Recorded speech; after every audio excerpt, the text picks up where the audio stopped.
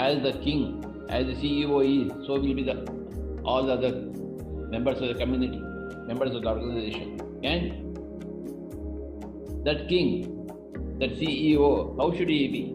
Who is the right CEO? Who can be a right CEO? Only a Buddha. Only an enlightened person who knows everything about everything. Who is a Buddha?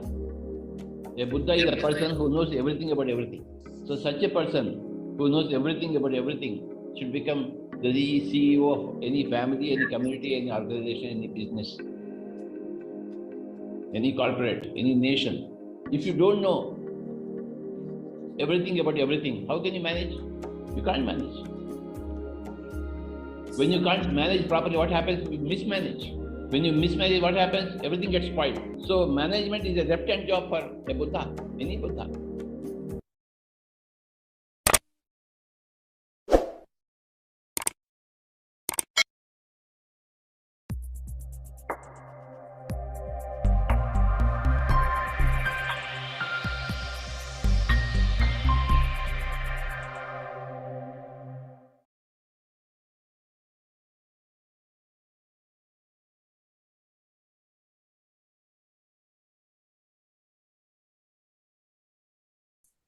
Good morning, friends and masters.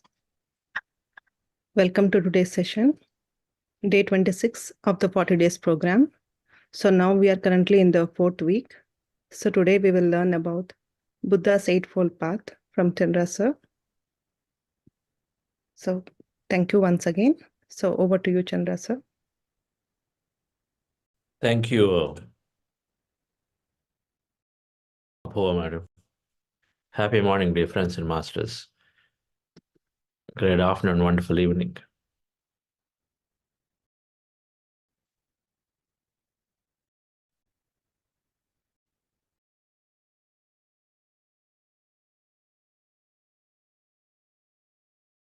Meditation means Gautama Buddha, synonymous.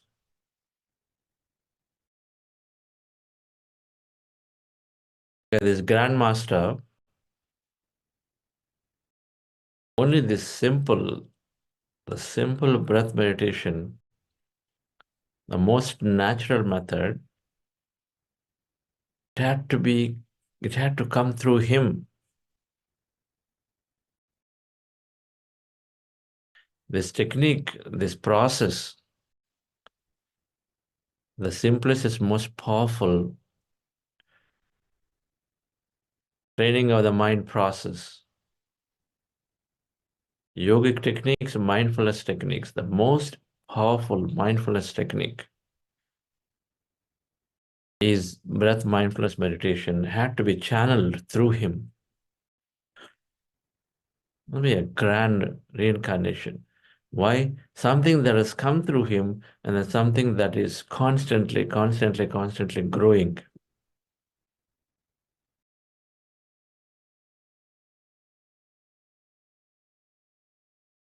This meditation, ever since it is brought onto the planet, has only been adopted by more and more people. Gautama Buddha, Gautama Siddhartha became a Buddha.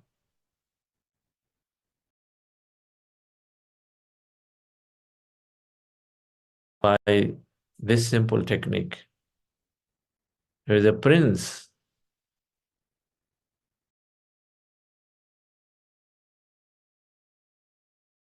and he was having greater life in the palace always.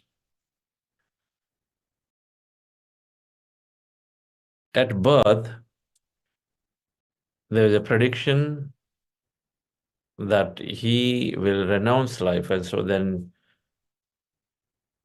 Siddhartha's father, like in many tales that we hear,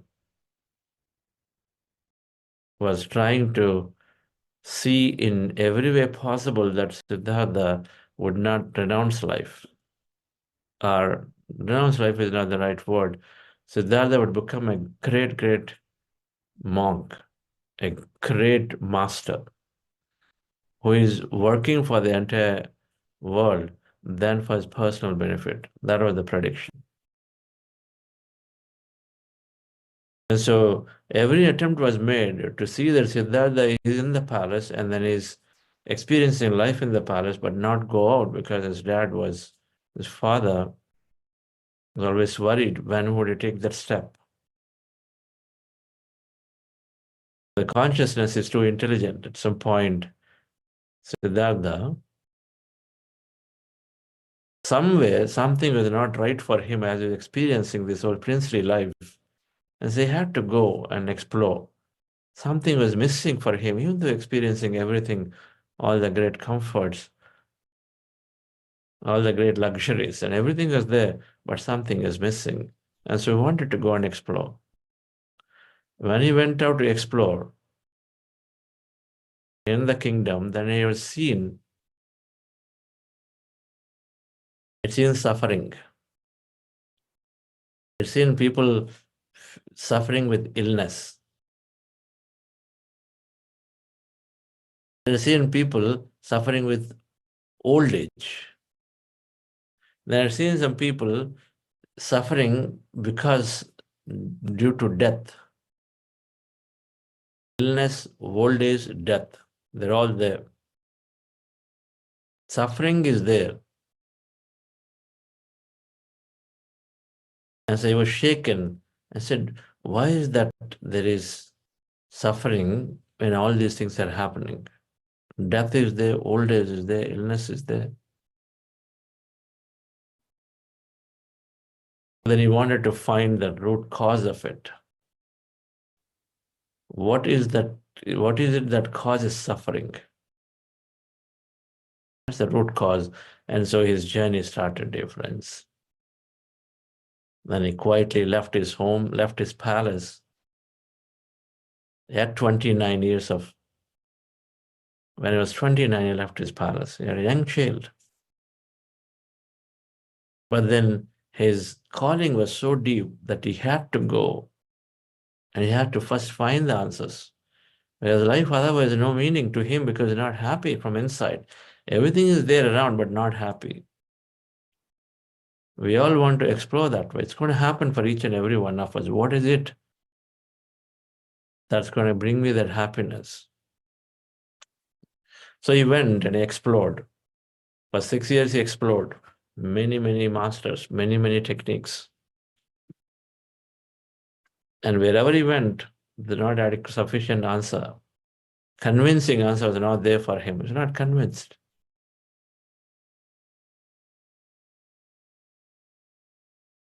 Many, many rituals have been given, and so he tried all the rituals. But he didn't get a convincing answer. Nobody was able to explain.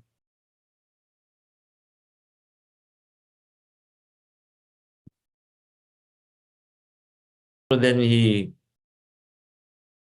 towards the end of the 6 years of various practices from master to master, then he was practicing a state where he would completely be, not eat anything, and then be in a total fasting. And so towards the end, when he was in this practice of total fasting, he became like this, skeleton, almost so completely skeleton. He and a group of friends are pursuing this.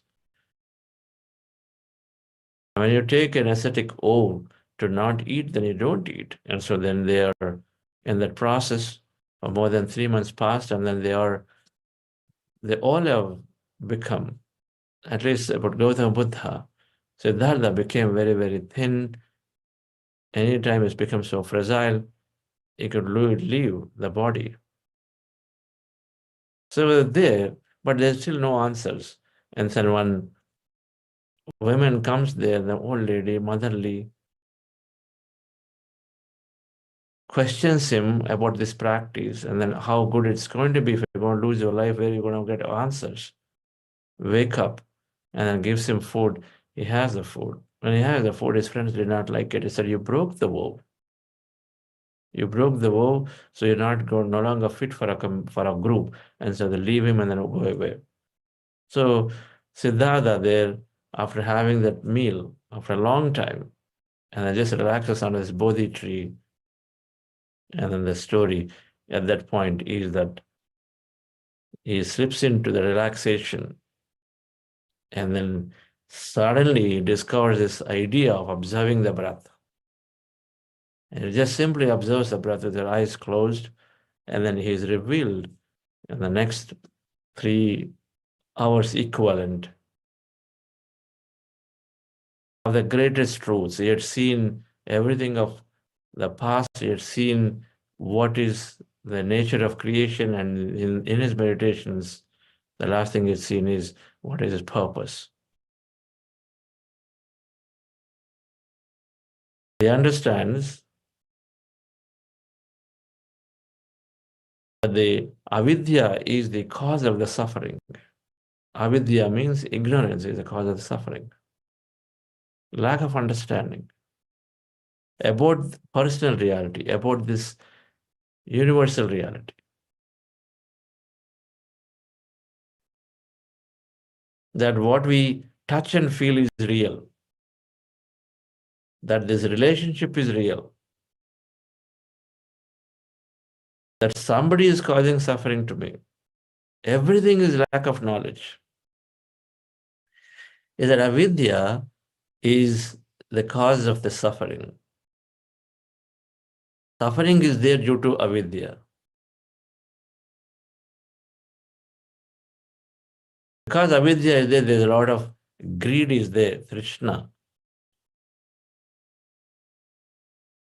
There is suffering everywhere. Suffering is due to avidya. Suffering can be removed, and then suffering can be removed through the middle path. 4 noble truths. Simple statement. Suffering is there everywhere. Yes, I accept it. It is due to ignorance. Suffering is due to individual ignorance. Situations are same. I feel bad because I give a meaning here. Interpret. People are judging me, and so that means something bad about me, suffering. If I don't give explanations, they're going to conclude something about me, so suffering. I lose my job, oh, it is because I'm incapable, suffering.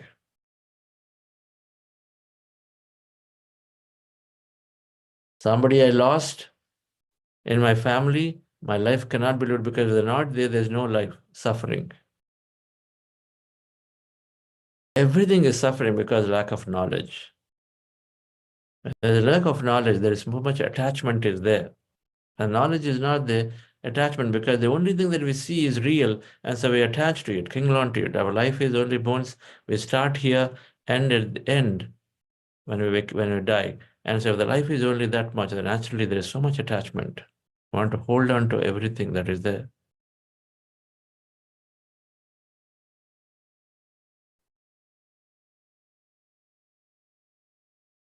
Once we understand that we are sufficiently skilled, and then we are sincere in our attempt, we know that we're going to get a job after job after job. If one job is not there, another will come. So we're no longer attached to it.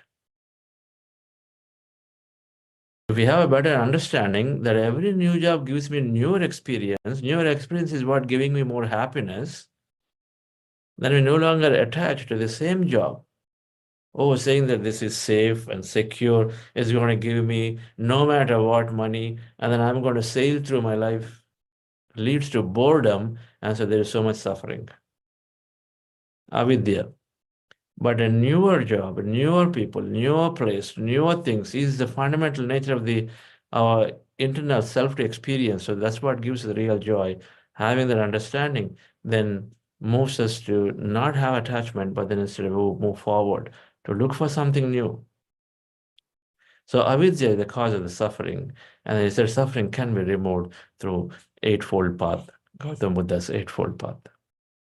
This compassionate master, as soon as he discovered that ignorance is cause of the suffering, we just have to understand ourselves as this greater creation, because in his meditation he saw everything. He's seen his past, he's seen how the life is evolving, how that there is life after death, that everything is there, continuity is there. Is the mind that is giving meanings for everything. His mind creates, all of that is revealed in his meditation. The simple meditation every day helps us to experience all our energy bodies. Vijnanamaya Kosha is where we understand the greater truths. Our buddhi, the intellect, expands and expands and expands in our meditations. We all are one. That statement never makes sense before. It doesn't make sense before. I bet many of us probably would agree with me. We all are one. We are connected. What does it mean? Before meditation, it's just a statement. Aham Brahmasmi, just a statement. Ahimsa Paramo Dharmaha, okay, I understand, but still a statement. I can't even fully implement. Why? Because I don't understand it. I don't internalize it. Ahimsa Paramo Dharmaha. Greatest dharma is non-violence. But how many of us are implementing before? When we don't understand, we don't implement.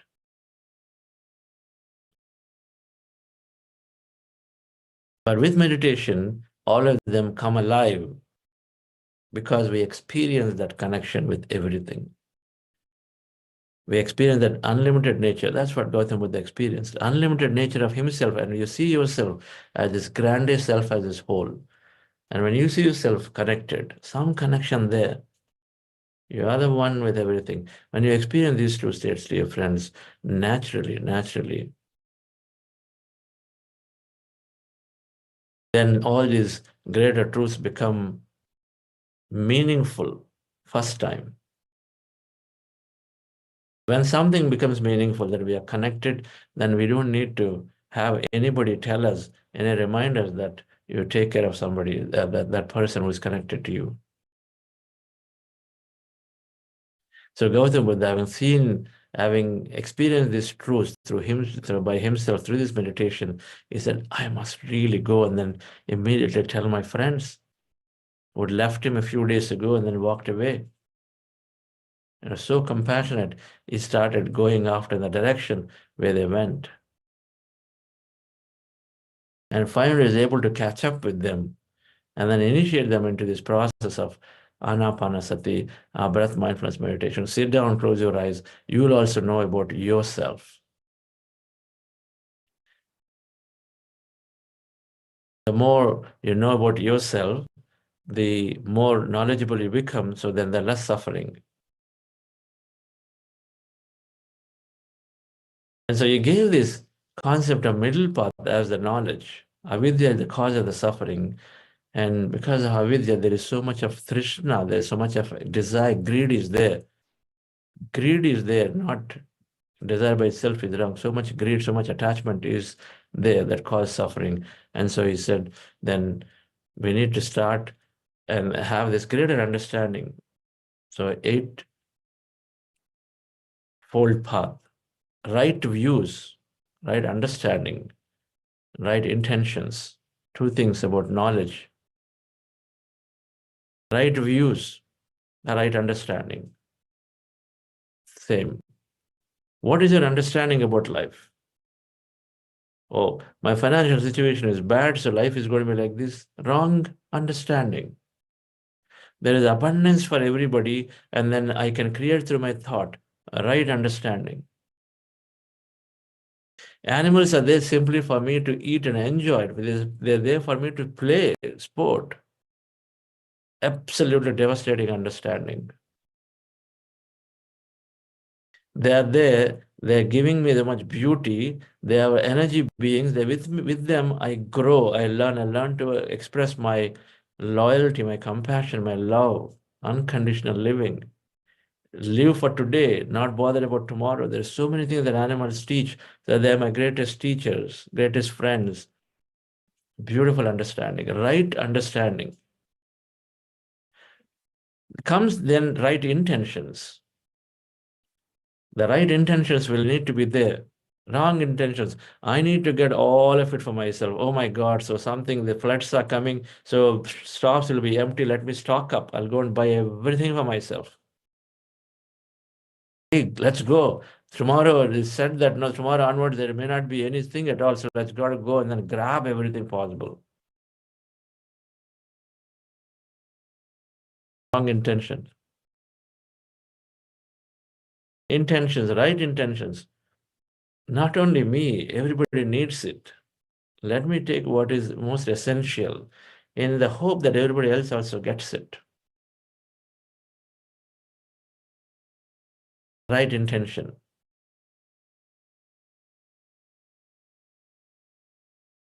Right intentions. That person has a house. I must have a house. Wrong intention. Oh, they are growing, or they're getting one after the other. So I also need to get one after the other. Those intentions are waste because they're not going to lead us to any happiness at all. It's simply comparison and one-upmanship. I need to be better than him. Wrong intention. Our thoughts create reality, but our intentions have to be right. If the intention is right, means they're always inclusive. They're always about ourselves. They're never about somebody else. They're never in comparison to somebody. It's always about ourselves. When we're intending something for ourselves, not in comparison, but then always inclusive, minimize consequence for others. Right intentions. Two things. He said, if we have understanding, right, and greater understanding, which we called it a spiritual scientific mindset, then automatically, dear friends, we have right understanding. The 5 precepts of spiritual scientific mindset we talked about. You are in me, I'm in you. We're all one. We have infinite potential. Each of us have infinite potential. And with that understanding, we never feel that something is not possible. My thoughts create reality. It is with me. It's not somebody else is creating my reality. My thoughts create my reality. And so never feeling helplessness, hopelessness, because it's the key is with us. Everybody has abundance. And so why I should dominate and I should manipulate somebody? Why should I show aggression on somebody? Everybody has abundance. And then there is intelligence helping me. This universe is so intelligent. The field is intelligent. Is there? Is always there, constantly paying attention to me. I can seek help. These 5 things is the right understanding. Automatically, difference intention will be right. And then Gautam Buddha talked about right speech, right action, right work. Speech has to be impeccable. We spoke about it. Call it middle path. Not more, not less. But these are things that we do. Right speech so that we don't hurt others. Don't introduce fear into others. The 3 filters. Is it positive? Is it useful? Is it truthful? If we can apply the filter, automatically speech becomes right.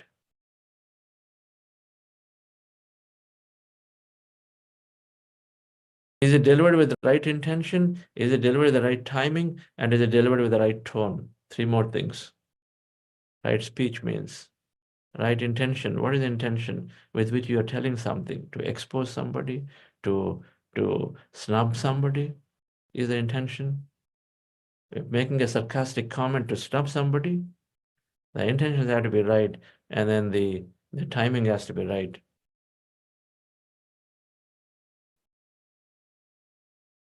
And then, of course, the tone has to be right.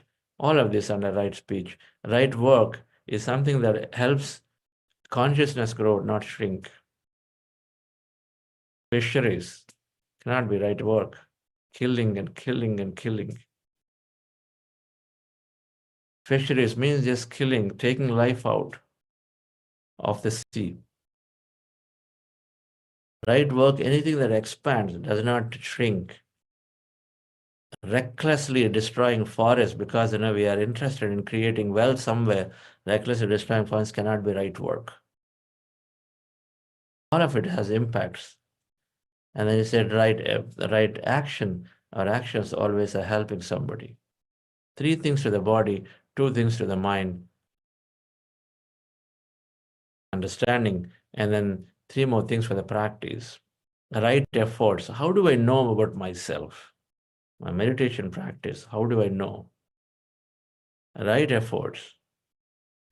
Be with people who are there walking the path. Become a co-traveler with somebody in that path of knowing themselves. Read all the right books. Right efforts are required to know ourselves, to overcome this ignorance. Satsang.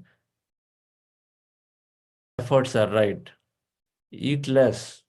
Right effort is to keep ourselves empty, let the body be easy, and so that we can have the greater ability to learn. And so the more we're learning, all these are important practices, right efforts,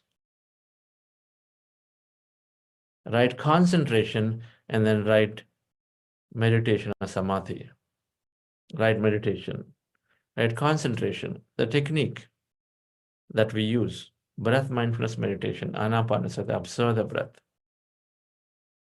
Withdraw your senses inward with the closing your eyes.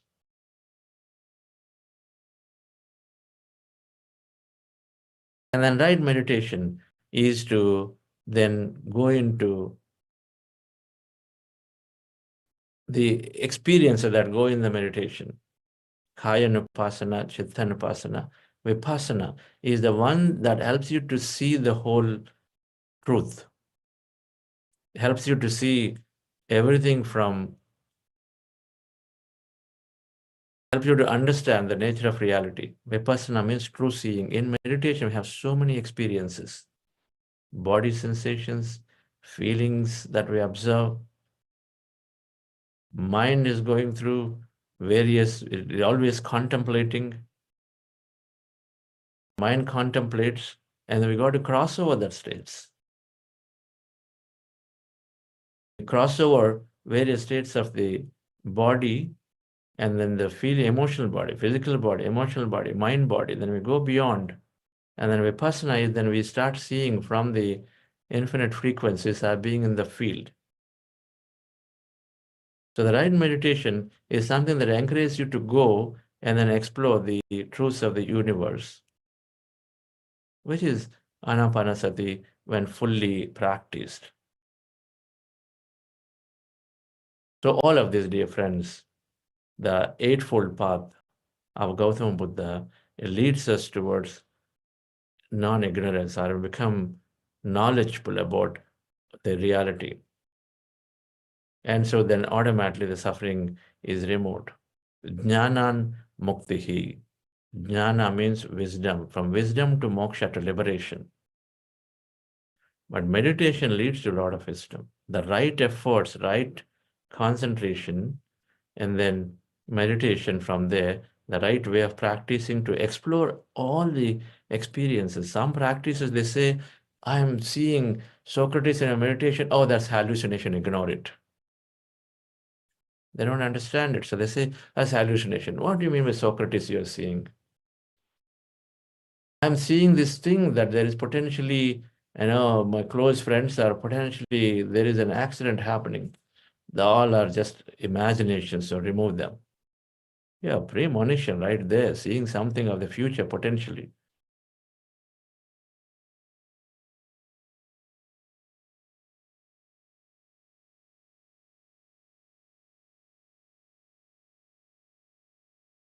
There is plenty of knowledge about Gautam Buddha's Eightfold Path, dear friends. There is so much there one can read through the various media of internet on this path. But we enrich ourselves, we understand ourselves with everything that is being said. We've already covered all this Eightfold Path in many ways in this program. And we continue to cover the concepts. Let's go into meditation once again, dear friends. Gautama Buddha gave this middle path and must lead towards non-suffering. Relax yourself, sit comfortably. We are practicing breath mindfulness meditation. Our goal is to be in an empty state of mind. Thousands of thoughts, you want to rest the mind and then go into the emptiness. When you go into the emptiness, then we are connecting with everything out there to yourself, to know more about yourself. You connect to this quantum field of energy. So how do we do it? Very simple. We are sitting with your, just put this picture, with our eyes closed, fingers into fingers, hands in our lap, comfortably rested, observing our normal natural breath. Anywhere on the nose as a reference point. When I observe the breath, our mind becomes empty. As the mind is empty, we experience greater emptiness. Be with that emptiness. Emptiness is energy. You may have sensation, movement, visions, experience them, witness them. But if we have thought, attention back to the breath, and again observe the breath, and slowly, slowly go into emptiness. Call breath mindfulness meditation. Relax yourself, dear friends. Let's start with, you directly do breath mindfulness meditation today. Your eyes closed, specs removed, dear friends.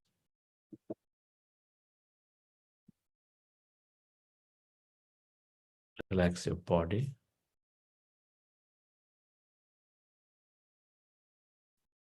Scan your body from head to toe. Relax.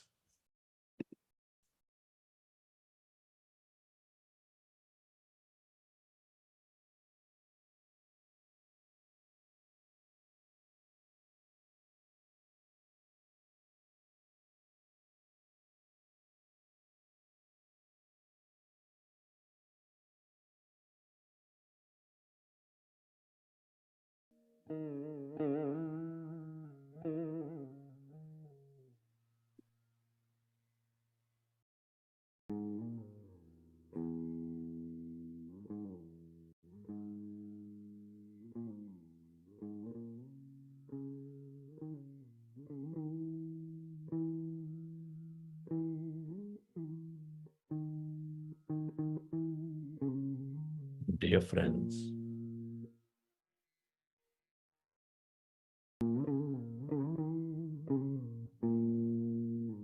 with your specs removed, eyes closed, fingers into fingers, hands comfortably rested in your lap, observe your normal, natural in-breath and the out-breath.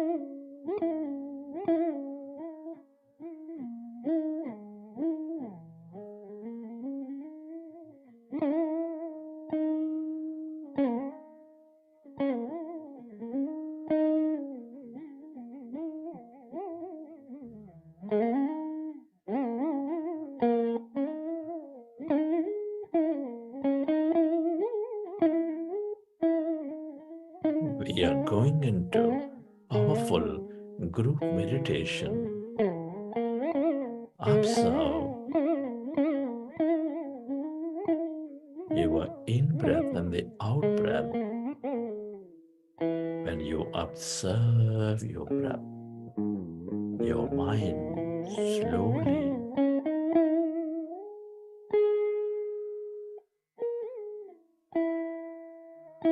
becomes empty.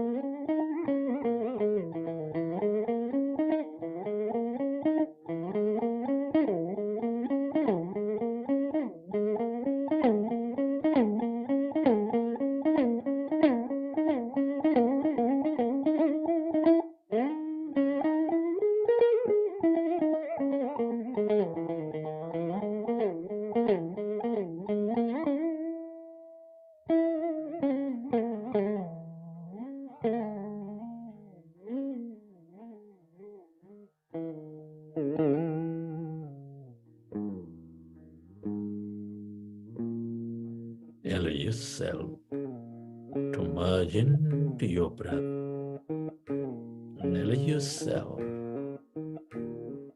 to experience the emptiness, the blackness.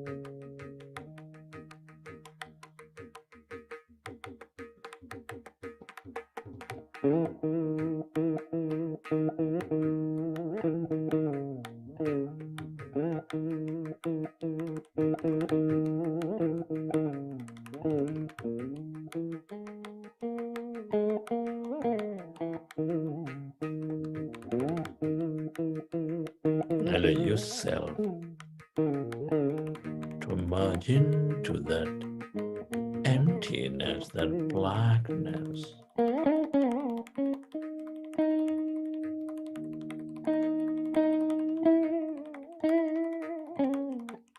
Your thoughts are natural. If you recognize your thinking, go back to observing your breath, dear friends.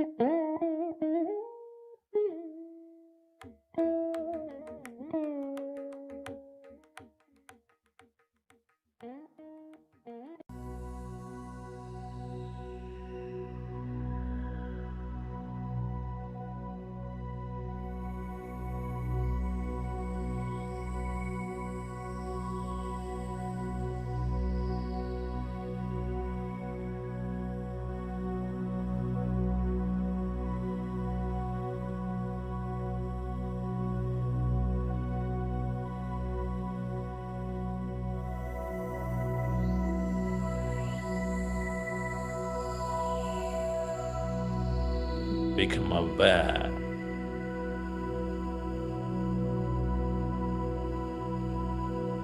of the emptiness, the field of energy and blackness.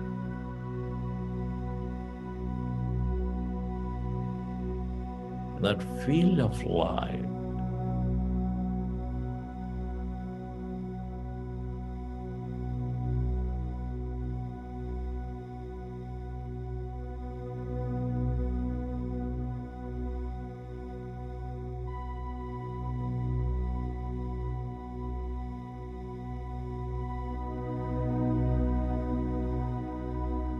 allow yourself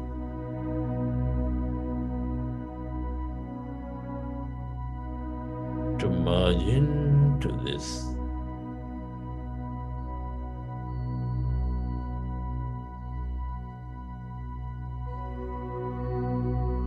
field of pure potentiality.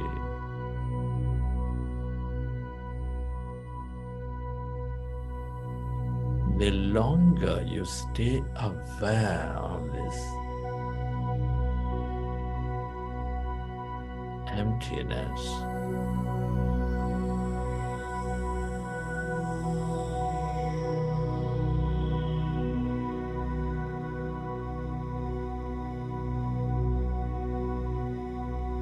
the more creative you become, the more newer experiences you draw into your life.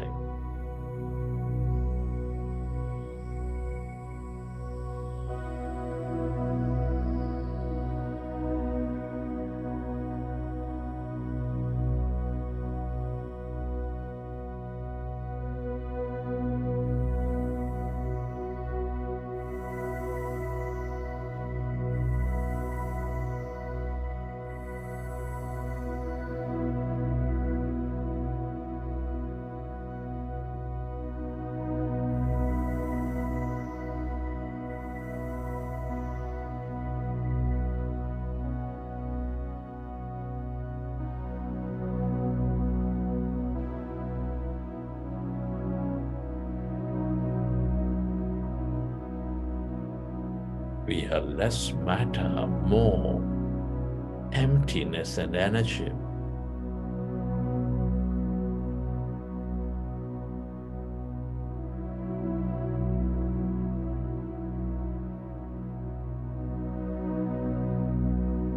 Allow yourself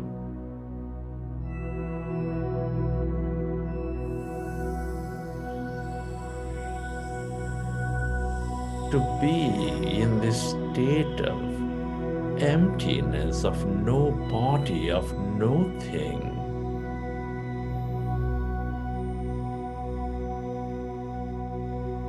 To lose yourself into this nothingness.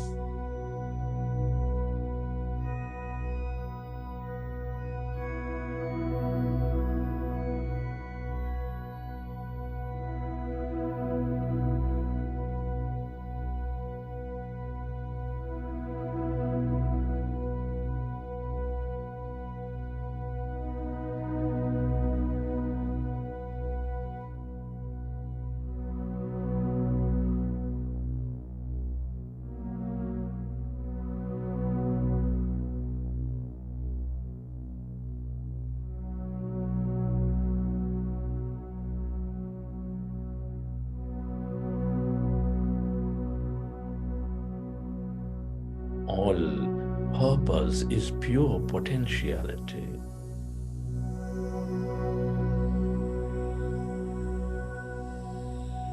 The more you merge into this emptiness, the more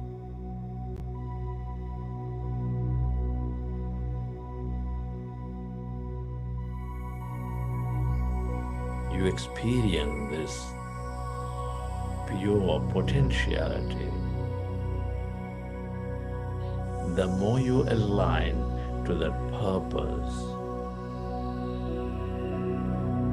the more you are inspired in your life.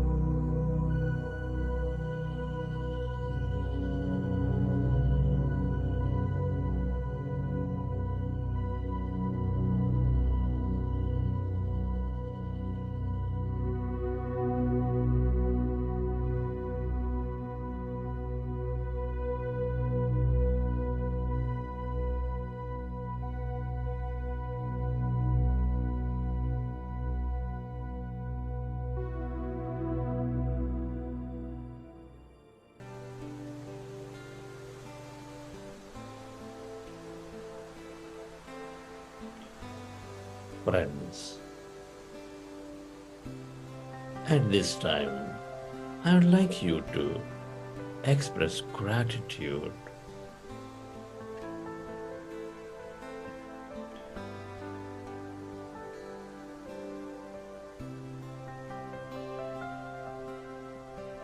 Your gratitude to your parents, teachers, mentors, family, friends, colleagues, relatives, everybody.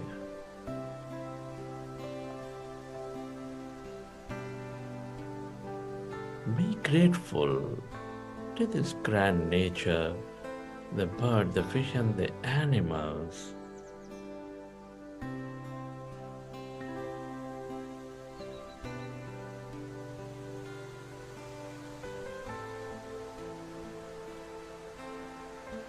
Give thanks to everything you use, the technology, the system, the companies, governments.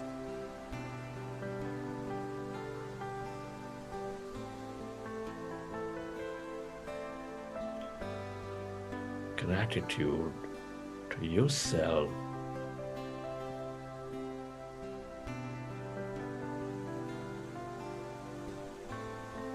And to this intelligent quantum field, the universe.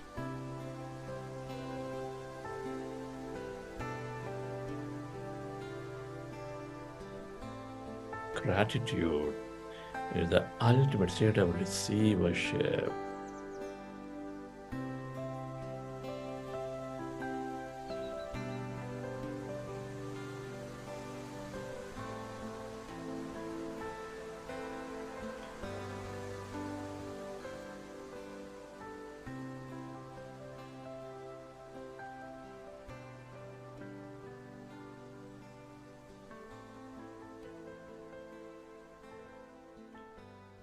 It's from the session.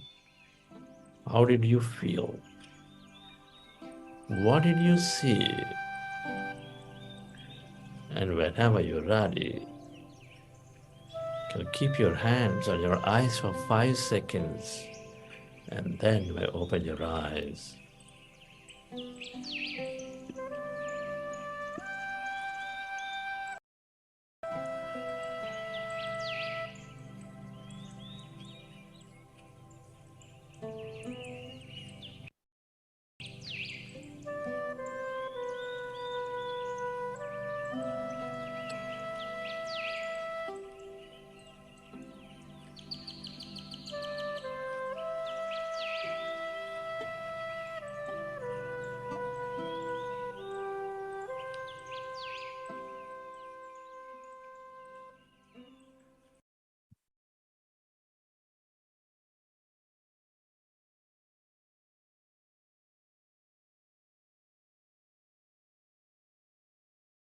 Okay, dear friends.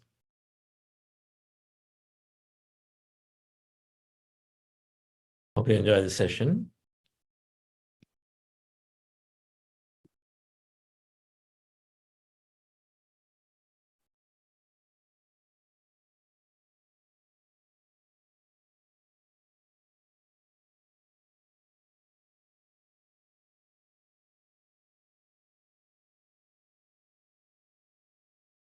Siddhartha by Hermann Hesse is a great book to read.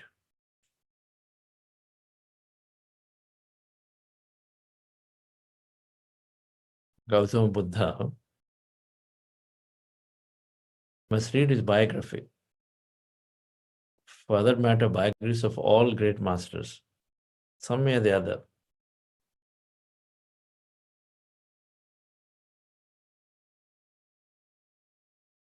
PSSM Patriji produced a book called Gurus of India and Gurus of the World, spiritual scientists of the world. They give gist of all of these masters, a great way to get to know this.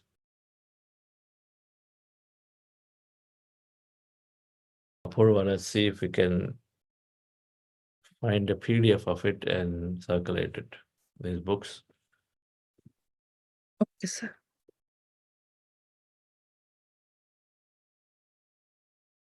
We have a few minutes, dear friends. Today, Anybody would like to share or have questions? We'll do that. We are going into our wonderful conference. Today is the pre-conference day. And we have 2 workshops. Amazing amount of response. How the energies are shifting means how the consciousness is that consciousness there with us when you have greater intention. We have the 2 pre-conference workshops that are house full. And then tomorrow and day after, 2 days of the main conference. And that also, we are there. We are there 100% capacity as of now. So we're looking forward to a wonderful shift in energies through this conference. That's what happens. Everybody comes with great intentions. And so the great intentions lead to great energies. Thank you for all of you, whoever is going to join us here in Delhi, or whoever has been actually promoting and spreading the message. This conference is possible only with the energies of our Chief Mentor, Karthikeyan sir, who is also the chairman for this conference, Global Conference of Meditation Leaders.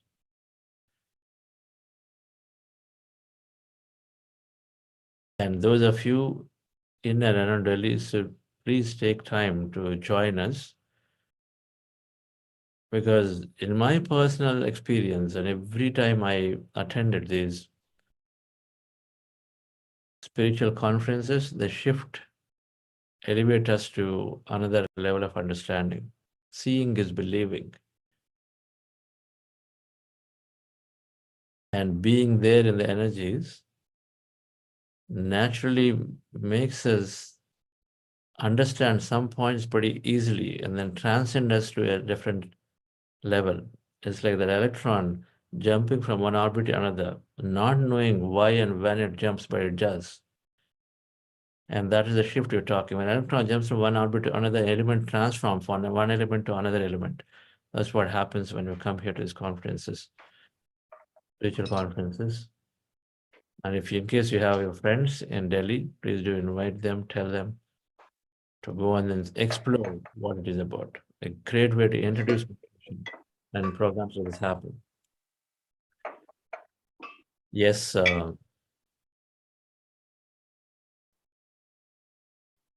Apurva.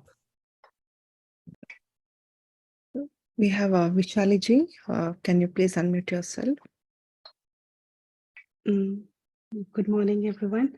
I just want to know, I have not registered myself for this program because I was not sure, because there was some other programs. Can I come now? Can I join now these program conference in Delhi?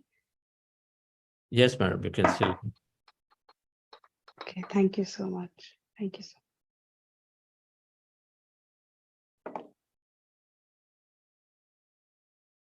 Spot registrations will be there.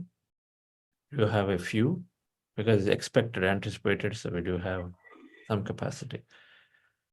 Yes. Anybody else would like to share?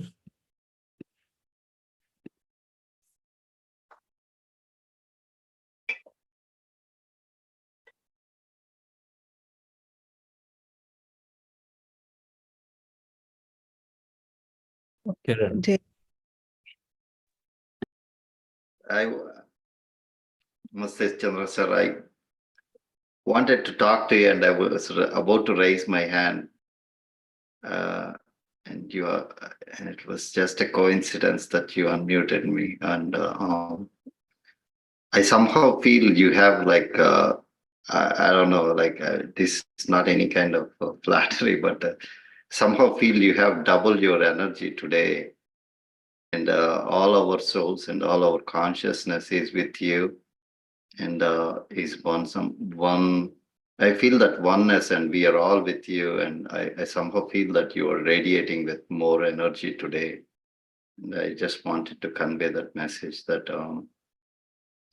though most of us may not be participating and may not be there with you physically, but all our souls and all our energy is with you. And hope this conference, not just for the benefit of the individuals who attend this, but also for all of us being part of the Buddha CU and all of us for the entire oneness of the humans and individuals and everyone. We feel this conference going successful. Thank you very much. Awesome. These are going to come everywhere. Number one, first, we're all participating in it. Our intention itself means that energy is there. Our energy is there. Where our attention goes, there the energy flows. So that is there. So that means our energy is there. So thank you, Karen. And this is coming to your place. That's how the formats are. The formats are, yes, one global conference or two, but then many regional conferences must happen. They're going to be there. First one, already Apurva is planning with St. Louis, with Sonalji and all of them, and December, March 31st. You'll be there. Okay. Yes, sir. Regional Thank conference. you. Today also, during meditation, I somehow saw this book. I don't know, like it wasn't clear to me. Probably you can clarify. There is something on meridian. I don't know. Like I don't have clarity on it. But is there anything such sort of that you want to recommend or?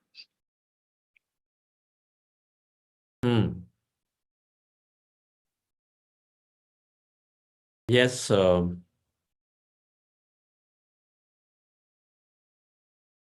There are meridian points and ley lines. Lille Linme. Try any books from Lille Linme. From Estonia. Oh.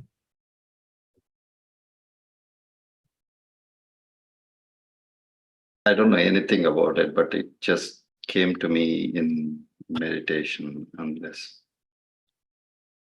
Let it come clear. If it has to show up and come back again. Okay? Okay, thank you very much. Yeah.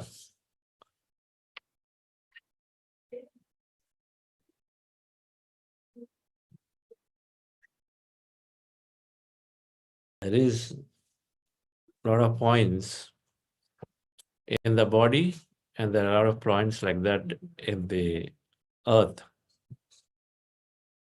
The meridian points are around this whole acupuncture system works. Then similar to that is that earth has many of these energy points that come together, energy lines come and they intersect. They call ley lines. They can also be referred as the same points that are there everywhere. And so we'll understand that. I mean, these meridian points are where, for example, Pyramid Valley International is an energetic plane, is at an energy point. All these lines, energy lines come together and then intersect, like our nadis come to the intersection of body. And so they are there like that. And Pyramid Valley is supposed to be at the intersection of an important point called a ley line, important ley line. And so wherever these points are there, there are knowingly, unknowingly, some energy centers come up. Some activity goes on there, something or the other. Or wherever there are the energy places are there, like Stonehenges in London, or there's energy where everybody goes there. That's energy. And so there must already be some high point there, a ley line there intersecting. That's the theory, that's the understanding. Like Mount Shasta goes through many ley lines there, many points.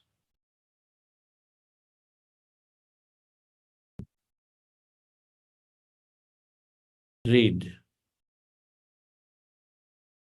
Lynn will talk about energy lines around the planet. And of course, many books about your body and meridian points that you can read too. Yes.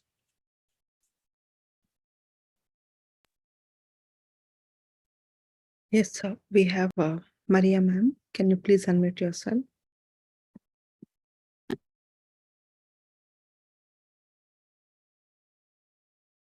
Hi, I'm Maria. I'm in the US.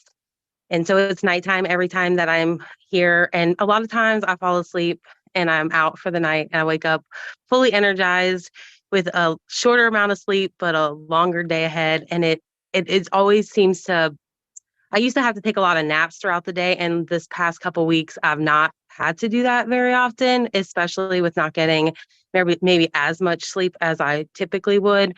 But I'm getting pretty restful sleep, which feels nice. Also, I've been able to implement a lot of this in my job.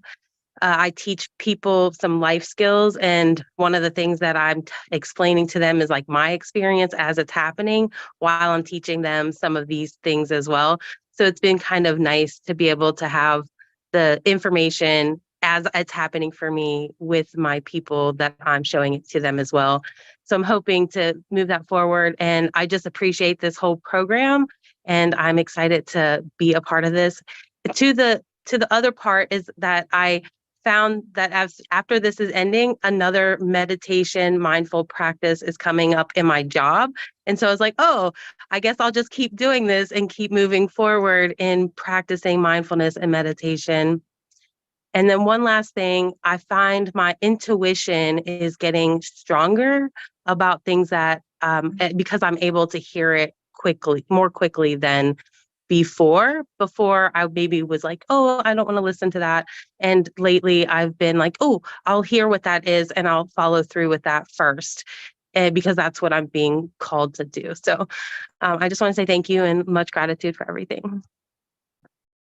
That's great, Maria ji. Where are you from? US where? In Ohio. Ohio. Okay. Yeah. So I came across you guys from a program that was brought to my job. And so I saw everything and I kept going into the website. And it's one of the first things that when I started my job, I already wanted to bring to my clients. And so I'm adding this as partially for me, but partially as like a work development for my job.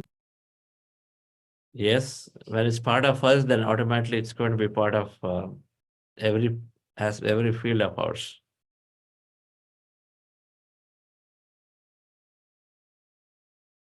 Wonderful to know, Maria, for taking it to your colleagues already. This process is, as you know, it is so simple. Natural is right. Easy is, if something is easy, it's natural. As something is natural, it's always easy. So this is a process like that, very, very natural. We're not tampering anything. We are just, that natural breath is taken, we observe in the most simplest way. So anything natural is always right. Anything close to nature is right. Anything is complicated is not necessarily a technique or a knowledge that can scale. It has to be very, very easy.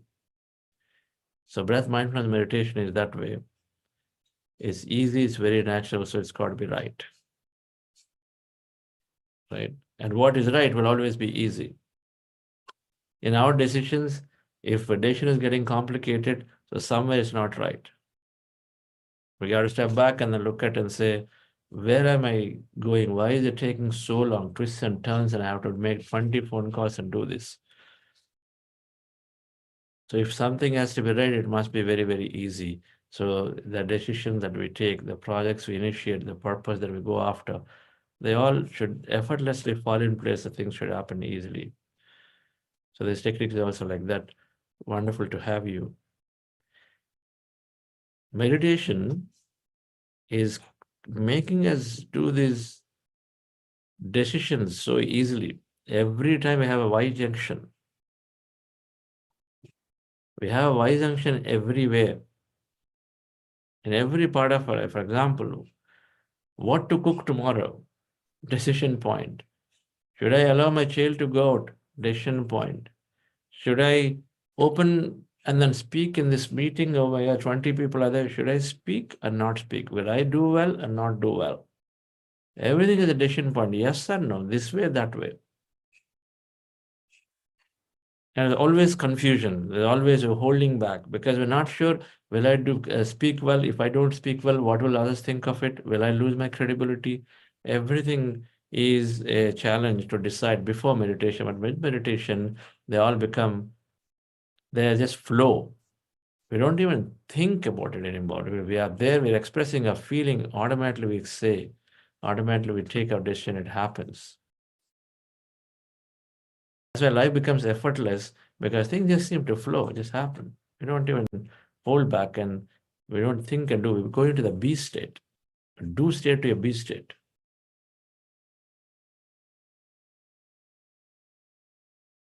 Thank you very much, friends. We're at 7:40. So we'll take those two questions, one more, and I'll conclude here. Yes, Sagini, Sajesh ji. Sagini, yeah. Yeah. Good morning, sir. Like before, like last 2 weeks when I was meditating, I used to get like colors, visions and all. But nowadays, like I'm confused whether I'm sleeping or like whether I'm meditating, but in between my body jerks. I feel as if I'm like confused whether I'm meditating or sleeping. You're sitting and observing your breath, right? With your eyes closed. Yeah. Yeah. That's it. So you're meditating.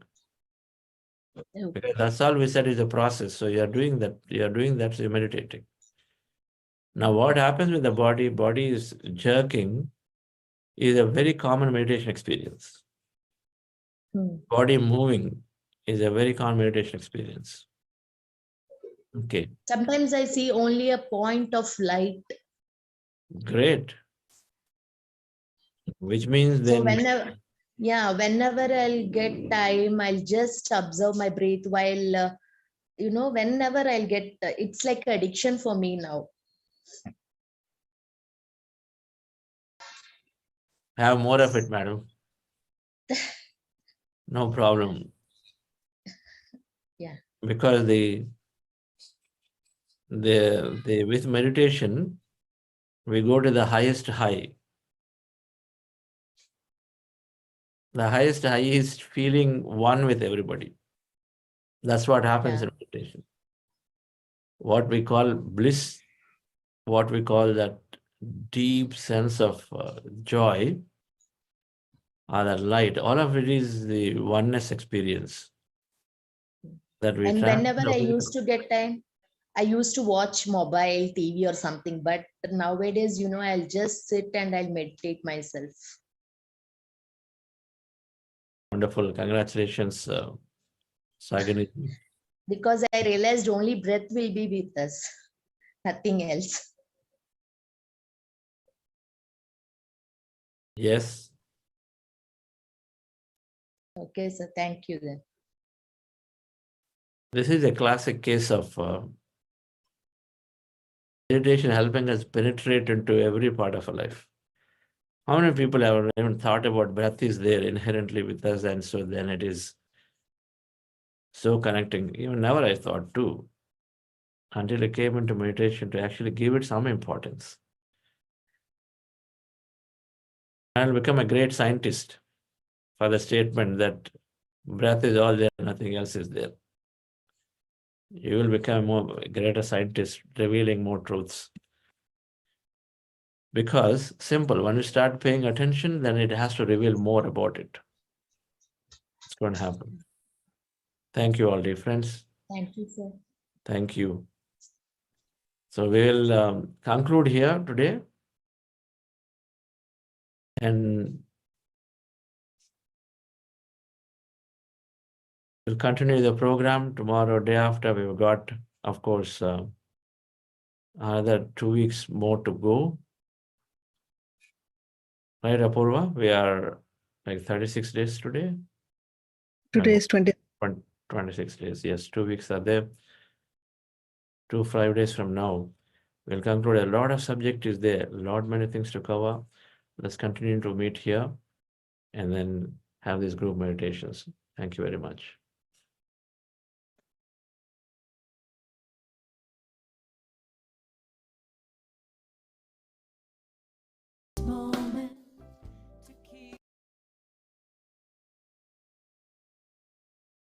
Thank you, friends. We'll see you all tomorrow session at the same time. Thank you. Have a good day.